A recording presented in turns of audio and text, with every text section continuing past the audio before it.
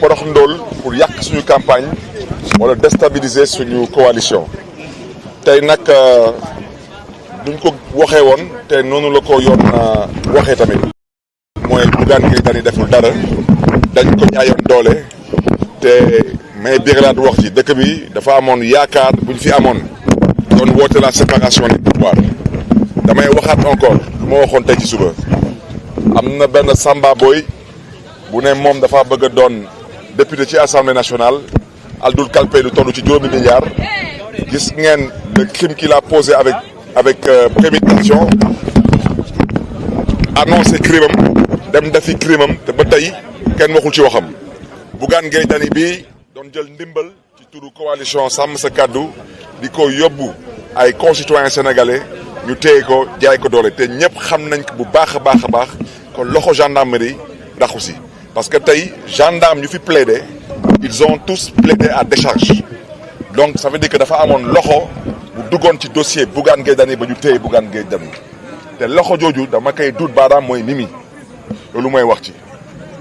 ñu bëgg nag askan bi déggee ko noonu yaakaar bu ñu amoon ci régime boobu tey wane nañ seen bopp heureusement que la justice a décidé de rester debout parce que nag ku def lu baax ñu ne def na lu baax tey la justice sénégalaise a dit le droit ñu ngi féliciter tamit les avocats de Bougane Gueye Dany parce que ba ñu déggee le procureur on a franchement eu mal pour notre pays parce que procureur dafa def benn plaidoirie kenn xamul est-ce que dicté la doon réciter wala kenn xamul est-ce que da doon wax ay wax yu jóge d'une autre planète parce que lu Bougane def ñëpp a ko gis ñëpp ci teg seen bët suba nag incha allah dinañ commencer suñu campagne am nañ retard bu mag a mag a mag comme nu ngeen ko xamee retard bi c'est dû d'abord à la prise d'otage de Bougane Gueye Dany mais retard bi tamit c'était aussi dû à l'attaque contre le siège de Sàmm Sa Kàddu daanaka lépp lu ñu dajale woon ci ay t-shirt ci ay spécimen taal nañ lépp wante yàlla ci mbaaxam may nañu as tuut ndax ëllëg ñu mën a commencer fii biir Tambacounda def commune bi ak def département bi et puis commencer nag enchaîner ak suñu campagne di sakku tamit ci mbokk yi nañu bàyyi xel coalition Sàmm Sa Kàddu le 17 novembre ñuy sakku ci askanu Sénégal ñu sànjil seen xob coalition Sàmm Sa Kàddu pour une assemblée de rupture mais fu may gën a insister mooy sénégalais yi suñu bëggee am président de la république sénégalais lay waxal parce que fu mu nekk ni amagu leen président de la république seen président dafa toogagul bu baax su ngeen bëggee am président de la république na ngeen voter la coalition Sàmm Sa Kàddu parce que ñun lu ñu tax a yóbbu assemblée nationale mooy góorgóorlu ba les institutions du Sénégal mën a fonctionner normalement di gërëm ñëpp di sant ñëpp. jërë ngeen jëf monsieur le maire ginnaaw bu ñu libéré Bougane léegi da ngeen di continuer def campagne yu bay day dem non dañuy des tey fii Tambacounda fanaan Tamba suba suñu yee suba incha allah ñu commencé suñu campagne ci jàmm ak salaam te di remercier tamit toute l'intercoalition parce que Sàmm Sa Kàddu gis ngeen leen fi tey mais wante gis ngeen fi tamit takku wàllu gis ngeen tamit coalition jàmm jëriñ donc di gërëm ñëpp di gërëm tamit la société civile di gërëm vraiment tous les acteurs qui prônent pour l'avancée de la démocratie sénégalaise tey ñu ñëwoon tey fii fësal seen cofeel ci démocratie ñu leen di gërëm leen. en français quel est le sentiment qui vous anime au sortir de.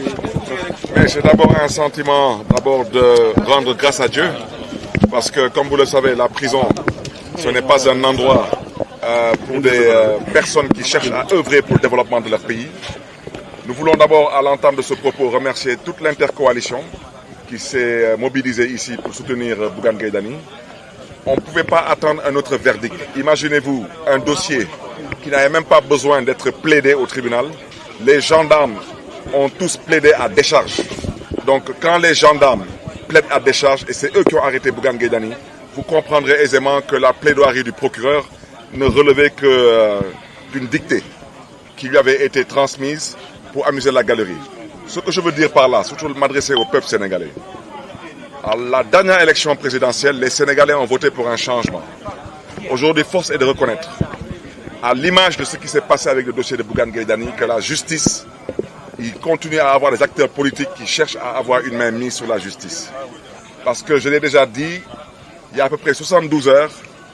un homme qui se trouve être candidat aux élections législatives a posé un acte criminel avec préméditation. Il a annoncé ce qu'il allait faire. Il a incendié un quartier général d'une coalition où se trouvaient 5 personnes. Jusqu'à l'heure où je parle, c'est comme s'il n'y a pas de justice dans ce pays pour traiter son cas. Et au même moment, un patron de presse qui emploie des centaines de personnes dans ce pays, qui est leader de parti politique, qui est investi sur une liste validée par le Conseil constitutionnel, qui se levait pour aller avec ses colistiers amener de l'aide au nom d'une coalition à des populations qui ont été victimes d'une catastrophe naturelle. Cet homme a été pris en otage et cette prise d'otage a affecté la campagne de la coalition Samm Sa Kaddu. Et aujourd'hui, tout le monde peut constater que si